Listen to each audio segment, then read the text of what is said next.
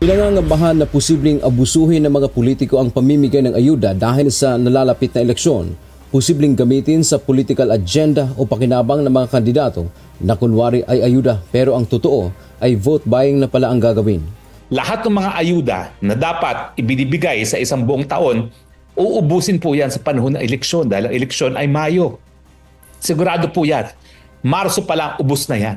Kasi may mga listahan na yung mga senatong at mga congressman na yan kung saan talaga sila mamimigay para ang mangyayari institutional vote buying.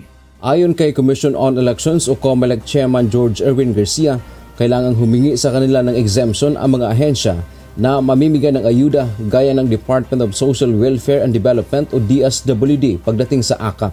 Kung may makikitang anomalya sa pamimigay nito ay magsumbong sa COMELEC. May kapangyarihan silang bawiin ang ibinigay na exemption at ipatigil ang pamamahagi ng ayuda kapag hindi masusunod ang mga ibinigay nilang kondisyon. Once may nagreklamo sa amin na yan ay ginamit sa pamumulitika at yan ay pinabigay lang doon sa ilang grupo ng mga botante dahil yun ay supporter, pwede po namin ipatigil at withdraw anytime ang exemption.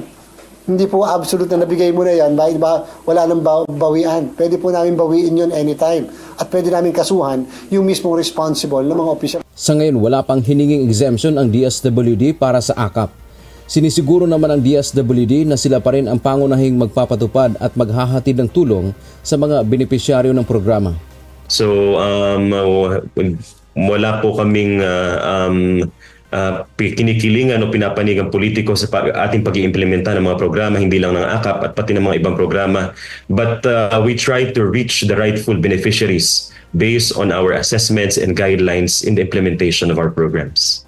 Samantala, nilinaw ng COMELEC na pagdating sa pamamahagi ng ayuda sa mga apektado ng pagsabog ng Bulkang Kanlaon, exempted sila sa ban ng pamamahagi ng social services. Pero paalala ng komisyon na ang lokal na pamahalaan na lang ang mamimigay at huwag na sana ang mga tumatakbo sa halalan.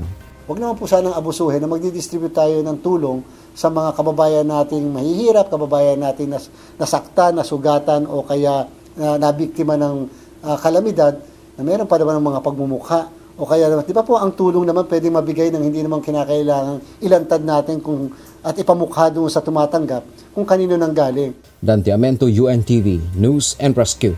Diyos ang aming sandigan, serbisyo publiko, ang aming pinahahalagahan.